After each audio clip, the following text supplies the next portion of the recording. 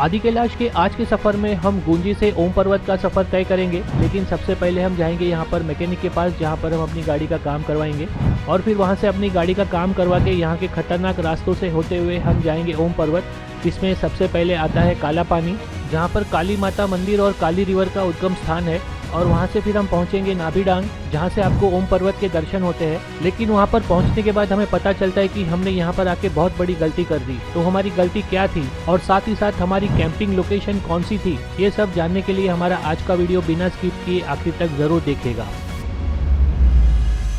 और पिछले वीडियो में आपने देखा ही होगा कि हम लोग बूंदी से निकलकर गुंजी पहुंच चुके थे और रास्ते में हमारी गाड़ी में थोड़ा सा प्रॉब्लम होने की वजह से हम मैकेनिक ढूंढ रहे थे और उसी की तलाश में अभी हम जा रहे हैं नाभी विलेज की ओर, जो कि आदि कैलाश के रास्ते पर आता है।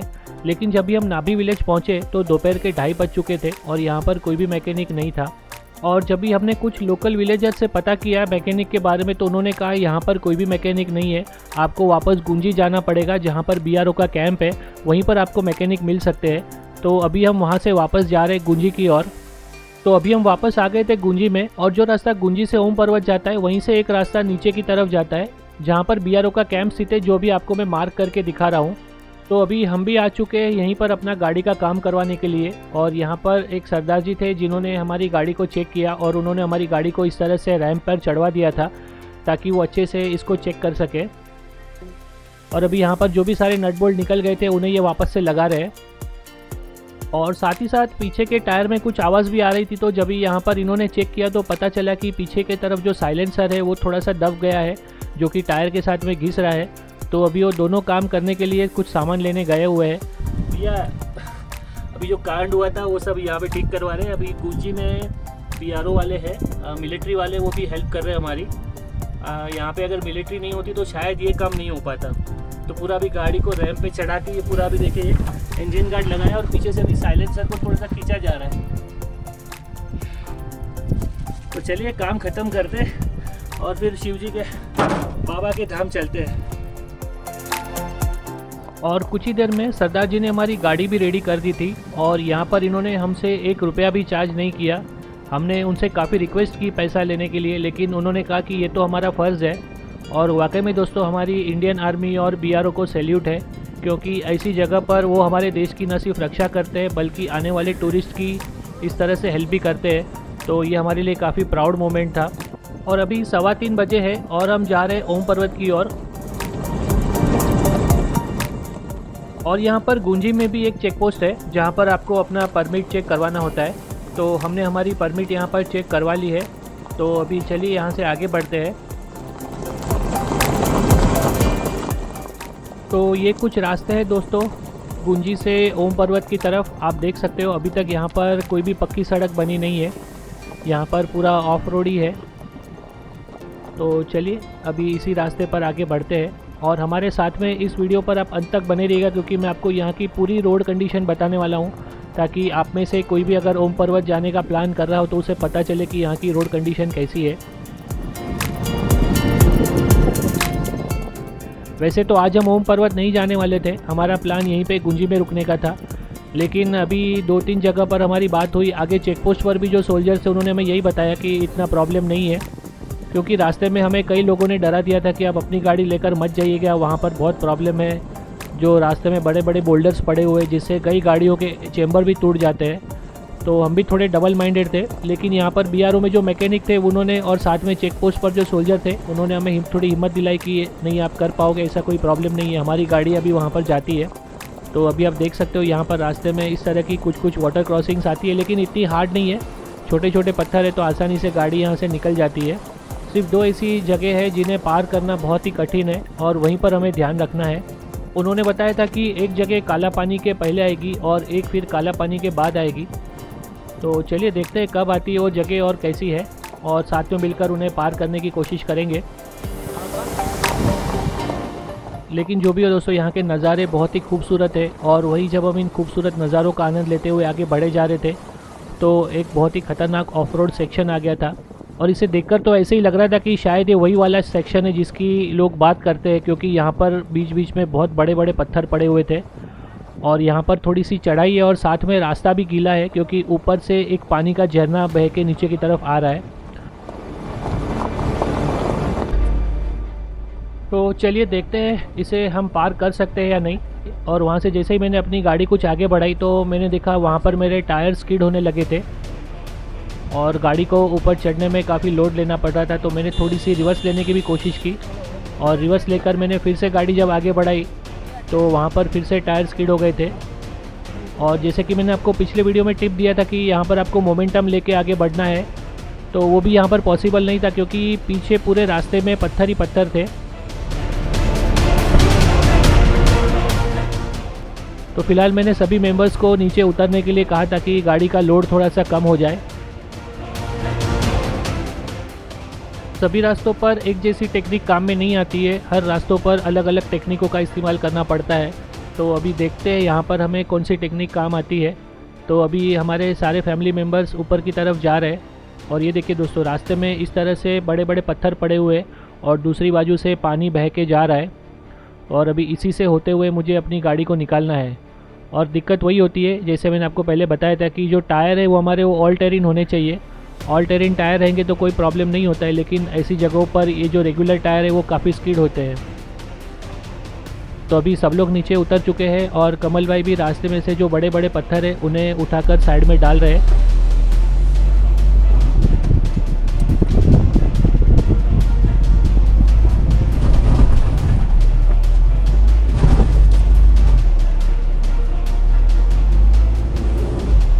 मल्टीपल अटेम्प्ट्स के बाद भी यहाँ पर गाड़ी को चढ़ाने में परेशानी हो रही थी क्योंकि जो नीचे पत्थर थे वो काफ़ी गीले हो गए थे और टायरों को वहाँ पर ग्रिप ही नहीं मिल रही थी। तो मैंने भी थोड़ा सा पीछे जाने का प्रयत्न किया ताकि पीछे से थोड़ा मोमेंटम बना के आ गया हूँ, लेकिन पीछे की तरफ भी 2-3 गाड़ियाँ खड़ी हो गई थी तो मेरे पास इतना स्पेस ही नहीं था। तो उतने में हमारे मयूर भाई ने अपनी गाड़ी साइड में निकाली और उन्होंने आगे जाने की कोशिश की, लेकिन जैसे ही वो आगे गए वहाँ पर सामने से और एक गाड़ी आ गई और दोनों आमने सामने लॉक हो गई। पीछे भी गाड़ी है, इनको जरा देखो, पीछे वाले को थोड़ा कितना जगह है देखो, अभी काफ़ी जगह है, जाएगी।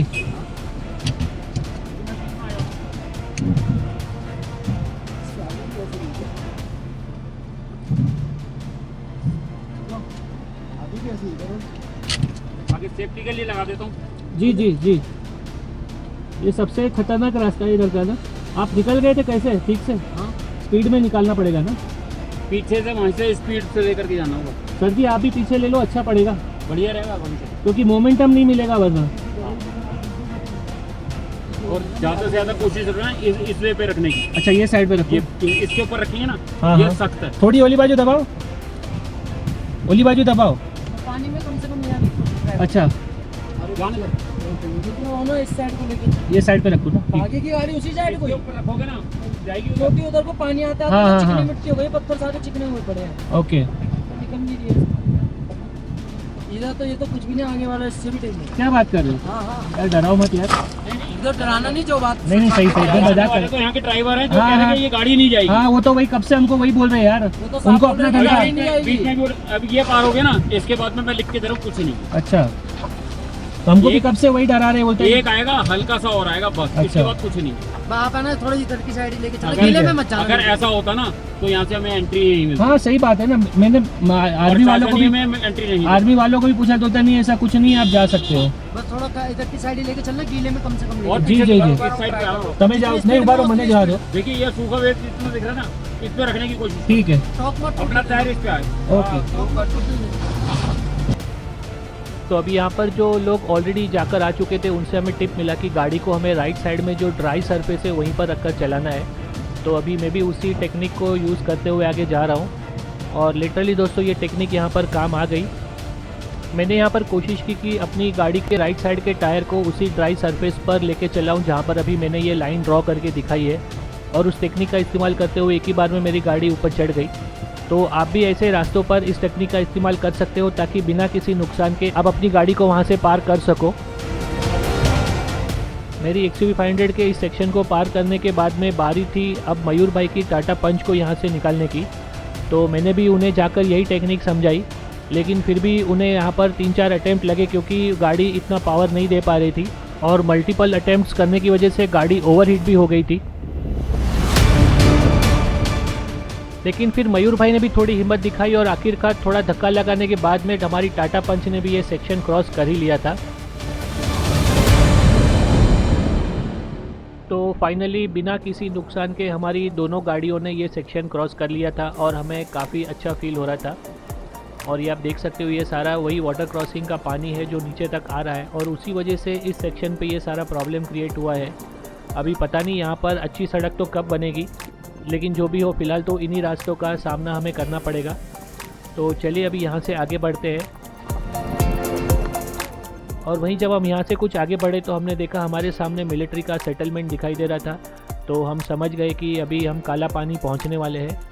काला पानी नाम सुनते ही ज़्यादातर लोगों को अंडमान निकोबार में स्थित सेल्युलर जेल की याद आती होगी, जहाँ पर ब्रिटिश राज में लोगों को कैद किया जाता था, जहाँ पर हमारे स्वतंत्रवीर सावरकर जी को भी भेजा गया था। लेकिन ये काला पानी एक जगह का नाम है और ये इंडो नेपाल और तिब्बत की बॉर्डर पर स्थित एक बहुत ही सिग्निफिकेंट प्लेस है। कई सालों से नेपाल भी इसे क्लेम करता है, लेकिन फ़िलहाल ये ITBP के अंडर में आता है और यहाँ पर एक चेक पोस्ट भी बनी हुई है। और साथ ही साथ इस स्थान का धार्मिक महत्व भी बहुत है, क्योंकि माना जाता है कि यहीं से काली रिवर का उद्गम होता है और यहाँ पर एक काली माता का मंदिर भी बना हुआ है।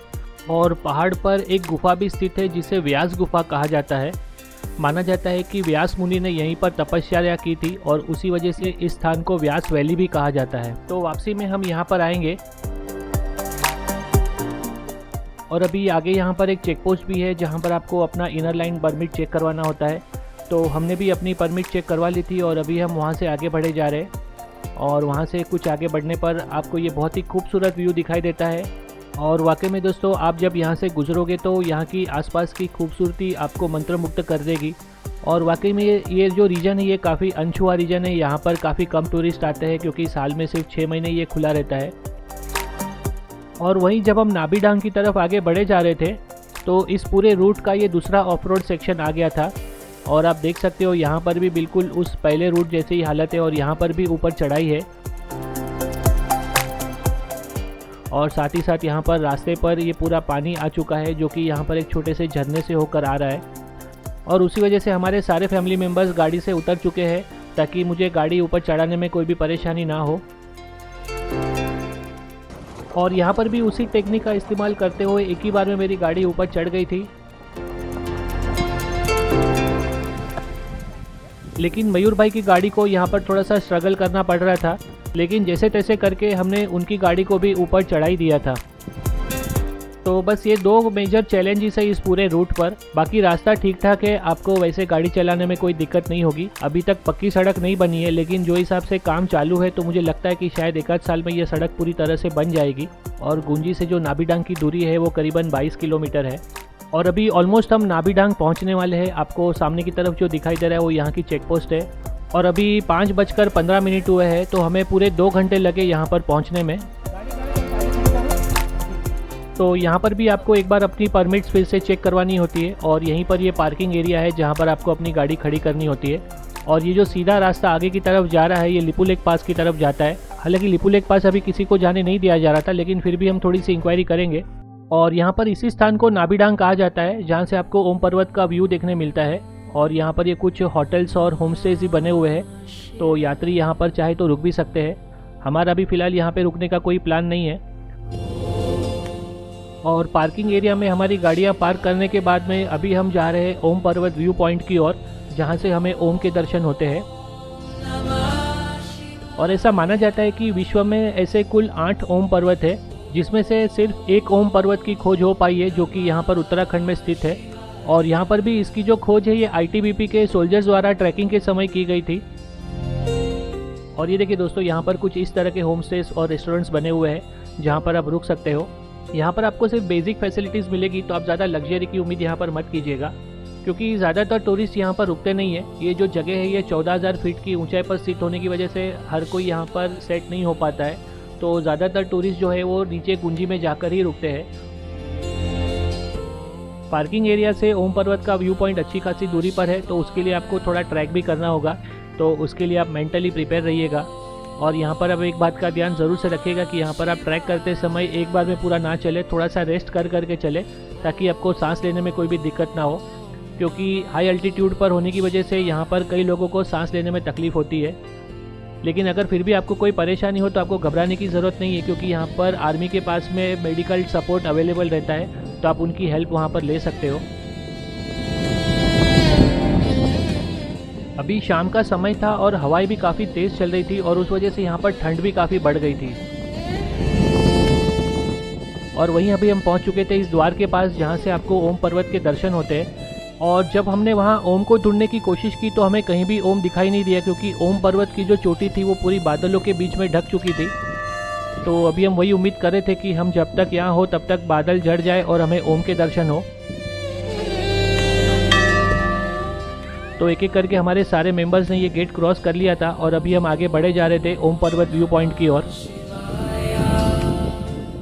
और जिस तरह का माहौल नज़र आ रहा था उसे देखकर तो ऐसा बिल्कुल ही नहीं लग रहा था कि बादल जल्दी से झड़ जाएंगे।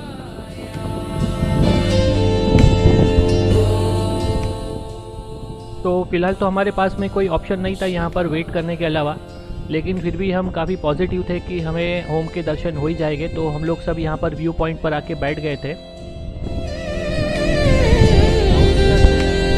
चलो भाई एक साथ, हर हर महादेव, नमः पार्वती हर हर महादेव। मोस्टली नाभिडांग में मिलिट्री का ही सेटलमेंट है। आप सामने जो देख रहे हो ये सारा मिलिट्री एरिया है और यहीं तक आप आ सकते हो जहाँ से आपको ओम के दर्शन होते हैं। अभी फ़िलहाल हम यहाँ पे पहुँच चुके हैं व्यू पॉइंट पर, लेकिन वहाँ पे बादल है तो थोड़ी देर वेट करते हैं जब तक ओम के दर्शन नहीं होते। आप दिखा सकते हो, देखिए सामने वहाँ पे अभी भी पर्वत है, उस पर चोटी पर बादल है। और यहाँ पर आके एक बात समझ में आई कि यहाँ पर आने का ये बिल्कुल गलत टाइम था, क्योंकि इस समय यहाँ पर केवल बादल ही होते हैं। बहुत कम टाइम ऐसा होता है जब यहाँ पर आपको खुला आसमान देखने मिलेगा। लेकिन वहीं सामने की तरफ हमें एक पहाड़ पर त्रिशूल के दर्शन हुए। आप देख सकते हो यहाँ पर ये त्रिशूल जैसी कुछ आकृति बनी हुई है। तो ओम के दर्शन हो ना हो, लेकिन हमें त्रिशूल के दर्शन ज़रूर से हो गए।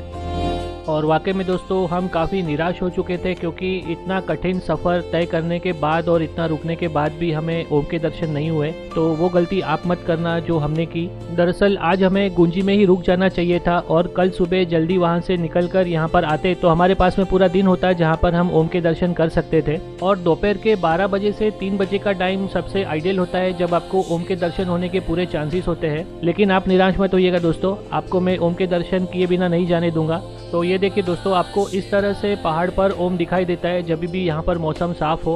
और ये बिल्कुल नेचुरल फॉर्मेशन है जो कि पत्थर पर बर्फ़ गिरने के बाद में बहुत ही क्लियर दिखाई देता है। तो यदि आपको भी इस दिव्य ओम के दर्शन करने हो तो आप मेरे टिप्स को फॉलो ज़रूर कीजिएगा। और फाइनली दोस्तों हमारी उम्मीद तब टूटी जब एक सोल्जर आए थे जो सारे टूरिस्ट को नीचे की तरफ भेज रहे थे, क्योंकि 6 बजे के बाद यहाँ पर किसी का भी रुकना अलाउड नहीं है। और अभी आप देख सकते हो यहाँ पर जो पहाड़ था उस पर तो और भी बादल आ चुके हैं। तो हम भी काफ़ी निराश हो चुके थे और अभी नीचे की तरफ जा रहे थे। अभी हमने सोचा नहीं था कि हम क्या करेंगे। फ़िलहाल तो हम सोच रहे थे कि अगर रास्ते में कोई लोकेशन मिल जाए तो वहीं पर कैंपिंग करेंगे और कल सुबह वापस आएंगे और यहाँ पर फिर से ओम के दर्शन करने की कोशिश करेंगे। लेकिन ऐसा कुछ हुआ नहीं, क्योंकि जैसे जैसे अंधेरा बढ़ते जा रहा था हमें कैंपिंग लोकेशन ढूंढने में और भी परेशानी हो रही थी। और पता नहीं कब हमने ये पूरा रास्ता क्रॉस कर लिया और हम गुंजी भी पहुंच गए। और गुंजी से पहले हमें ये एक शेड मिल गया था जहां पर हमने हमारे टेंट लगा दिए थे, क्योंकि कल रात को जैसे हमने ओपन में कैंपिंग किया था तो हमारे एक टेंट में पानी घुस गया था। तो उसको ध्यान रखते हुए अभी हमें यहाँ पर एक शेड मिल गया है। और अभी यहाँ पर आज हमने खाने में दाल चावल बनाया हुआ है, क्योंकि सब काफ़ी थक गए तो और कुछ बनाने का मौका नहीं मिला। और यहाँ पर भी ठंडी अच्छी खासी है, तो चलिए फटाफट दाल चावल खाते हैं और फिर सोने जाते हैं। तो मयूर भाई का और कमल भाई का यहाँ पर हमने टेंट लगा दिया है और मैं और मीत भाई हम लोग दोनों कार में ही सोने वाले हैं। अभी अंधेरा है इसके लिए आपको मैं ज़्यादा कुछ दिखा नहीं पाऊँगा। और ये बिल्कुल रोड के बगल में ही लोकेशन है, तो इसे ढूंढने में हमें कोई ज़्यादा परेशानी नहीं हुई। और ये लोकेशन कौन सी है दोस्तों, ये जानने के लिए हमारा अगला वीडियो ज़रूर से देखिएगा। तो चलिए दोस्तों, आज का वीडियो यहीं ख़त्म करते हैं और कल के वीडियो में हम यहाँ से सफ़र तय करेंगे आदि कैलाश तक का। और आदि कैलाश में भी हमारा प्लान वहाँ पर कैंपिंग करने का ही है। तो देखते हैं कि हम वहाँ पर कैंपिंग कर पाते हैं या नहीं और वहाँ पर हमें बाबा के दर्शन होते या नहीं। तो ये सब जानने के लिए दोस्तों हमारा अगला वीडियो ज़रूर से देखिएगा। और यदि आपको मेरा आज का वीडियो पसंद आया हो तो इसे लाइक कीजिएगा, अपने दोस्तों के साथ में शेयर कीजिएगा। और यदि आपको इस यात्रा से संबंधित कोई भी सवाल हो तो आप हमें कमेंट करके पूछ सकते हो। और इसी तरह के जानकारी भरे वीडियो देखने के लिए आप हमारी चैनल को सब्सक्राइब ज़रूर कर लीजिएगा। तो मिलते हैं हमारे अगले वीडियो में। तब तक बने रहिए हमारे साथ डिस्कवर इंडिया बाय रोड पर। धन्यवाद।